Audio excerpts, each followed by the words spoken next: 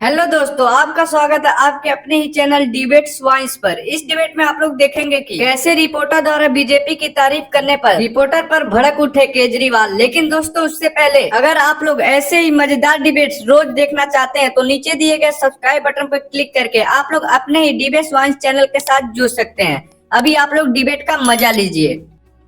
जी, ये तो सही नहीं है। दो चीजों पे जवाब चाहूंगी। प्रधानमंत्री मोदी ने कहा ये पानी मैं भी पीता हूँ, देश के न्यायाधीश भी पीते हैं। ये आरोप अगर आप लगा रहे हैं तो बहुत गंभीर आरोप है। ये पानी नहीं पीते हैं वो, उनको पानी साफ होके वाटर ट्रीटमेंट प्लांट से जाता है। ये बड़े दुख की बात है कि प्रधानमंत्री जी भी इस किस्म की राजनीति कर रहे हैं जब देश के वो जो पानी आता है वो वाटर ट्रीटमेंट प्लांट में आता है। वाटर ट्रीटमेंट प्लांट में जब अमोनिया बहुत ज़्यादा हो जाता है तो उसको डाइल्यूशन करना पड़ता है और 30-40% पानी की प्रोडक्शन कम हो जाती है। वो साफ करने के बाद पानी भेजा जाता है। तो प्रधानमंत्री जी कहते हैं मैं तो यमुना का पानी पी रहा हूँ। अरे नायब सैनी नहीं पी पाया, प्रधानमंत्री जी कहाँ से पी लेंगे? आज मैं एक बोतल प्रधानमंत्री जी को भी भेज दूंगा। अभी हमने कई बोतलें बनाई हैं। अच्छा 7 ppm पानी की सबको भेज रहे हैं इनके नहीं, नेताओं को। आपका concern कोई बिल्कुल टीवी genuine है। चैनल पे आके 7 ppm अमोनिया का पानी पी के दिखा दे, मैं मान जाऊं। जैसे ही हमने शोर किया ठीक हो गया। तो कौन डाल रहा था अमोनिया? अचानक कैसे अपने आप आ गया और अपने आप ठीक थोड़ी हो गया। कौन डाल रहा था यमुना के अंदर गंदा पानी? साजिशन हुआ ये आप। ऑब्वियसली। और ये मतलब हमने शोर करने के पहले आतिशी जी बताइए आपने कितनी बार हरियाणा सीएम से बात की? पहले फोन पे आए, 4-5 बार उन्होंने बात की, उसके बाद फोन पे आना बंद कर दिया नायब सैनी साहब ने। तो इसका मतलब साजिश रच रहे थे। फोन पे आना क्यों बंद कर दिया उन्होंने? एक सीएम भाई बातचीत से ही समाधान निकलेगा। अगर उनकी नीयत खराब नहीं थी, इन्होंने 3-4 बार फोन किया, फोन पे आए, इन्होंने कहा जी पानी गंदा आ रहा है प्लीज ठीक कर दीजिए, पानी गंदा आ रहा है प्लीज ठीक कर दीजिए। हाँ मैं करा रहा हूँ, हाँ मैं करा रहा हूँ। उसके बाद उन्होंने फोन पे आना बंद कर दिया। अगले दिन इन्होंने फोन किया जब 3 या 4 था, फिर 5 हो गया, फिर 6 हो गया, फिर 7 हो गया। तब इनके पास कोई चारा नहीं बचा जनता के बीच में जाने के सिवा।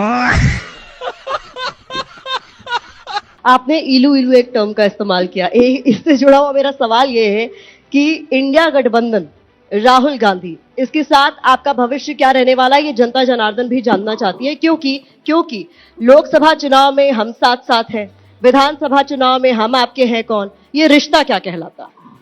ये बड़ी अच्छी बात कही आप मेरे से पूछिए राहुल गांधी जी से मेरा भविष्य क्या है। मेरा भविष्य मेरी बीवी के साथ है यार। मैंने उनसे कोई शादी नहीं की है राहुल गांधी जी से कि आप उनके साथ मेरा भविष्य ढूंढ रही हैं। उनके साथ मेरा कोई भविष्य नहीं है। मेरा भविष्य दिल्ली की जनता के साथ है। मेरा भविष्य देश के 140 करोड़ लोगों के साथ है।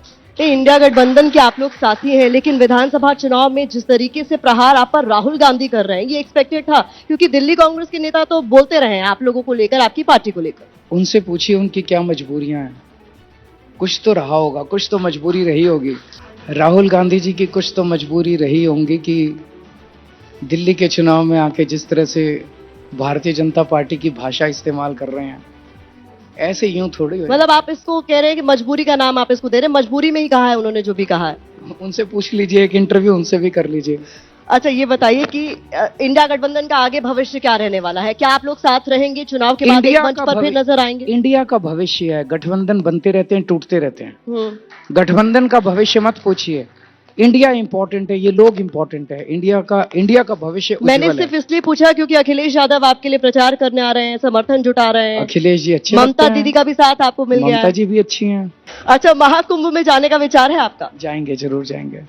आप जाएंगे महाकुंभ में? महाकुंभ में भगदड़ भी हुई जिसको लेकर खबर सामने आई, और उस पर जब सवाल उठाया गया, कई सारे विपक्ष के नेताओं ने उस पर सवाल उठाया, तो बीजेपी की तरफ से सनातन विरोधी जैसे टर्म्स का इस्तेमाल होने लगा। हर चीज में बीजेपी राजनीति करती है। राजनीति हर चीज में नहीं करनी चाहिए, शोभा नहीं देती है। इतने लोगों की मौत हो गई, ये दुर्भाग्यपूर्ण है। मेरे पास हमारे कई नेताओं के फोन आए कि हमें इसमें ये इनके ऊपर आरोप लगाना। मैंने कहा नहीं, कुंभ में जो एक्सीडेंट हुआ, जो चाहे गलत प्रशासन की वजह से हुआ, जो भी हुआ, हमें उस पर राजनीति नहीं करनी। बीजेपी राजनीति कर रही है, बीजेपी को राजनीति मुबारक हो। हमें देश से प्यार है, हमें देश के लोगों से प्यार है। अभी मैं गाली नहीं दे सकता। नहीं, गाली नहीं देना। फैमिली देखती है, वरना मैं। एक शिकायत जो इस दौरान बहुत सारी जनता ने की वो वीआईपी कल्चर को लेकर की। खास तौर पर कोई धार्मिक स्थल हो या कोई धार्मिक आयोजन हो, वहां पर वीआईपी कल्चर को लेकर आप क्या सोचते हैं? होना चाहिए, नहीं होना चाहिए? आम आदमी पार्टी गरीबों की पार्टी है, लोअर मिडिल क्लास की पार्टी है और मिडिल क्लास की पार्टी है। बीजेपी धन्ना सेठों की पार्टी है, अरबपतियों की पार्टी है, अमीरों की पार्टी है।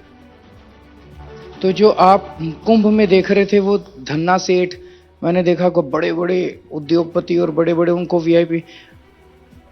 ये दिल्ली का चुनाव भी बड़ा इंपॉर्टेंट है इस तरह से। ये जितने आपके ऑडियंस में बैठे हैं सारे मिडिल क्लास वाले हैं मोस्टली। इनमें से कोई एक आदमी अगर 1 लाख रुपया महीना कमाता है तो साल के 12 लाख कमाता है।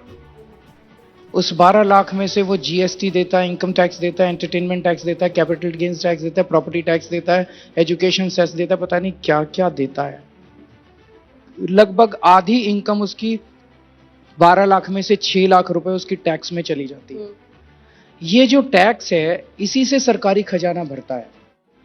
ये सरकारी खजाना जब दिल्ली में आता है तो हम इनके लिए स्कूल बनवाते हैं, शिक्षा फ्री कर देते हैं, मोहल्ला क्लिनिक बनवाते हैं, इलाज फ्री कर देते हैं, दिल्ली मेट्रो की नेटवर्क बनाते हैं, पानी का नेटवर्क बनाते हैं, पानी फ्री कर देते हैं, महिलाओं की बस यात्रा इनके ऊपर खर्चते हैं।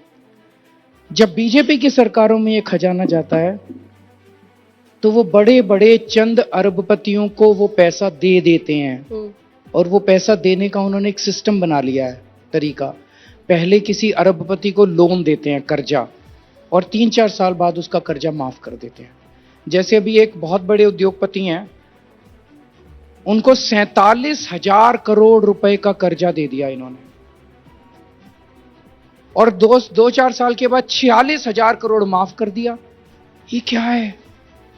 ये चल क्या रहा है देश में? एक और उद्योगपति हैं, उनको 6,500 करोड़ रुपए का कर्जा दे दिया, 5,000 करोड़ माफ कर दिया।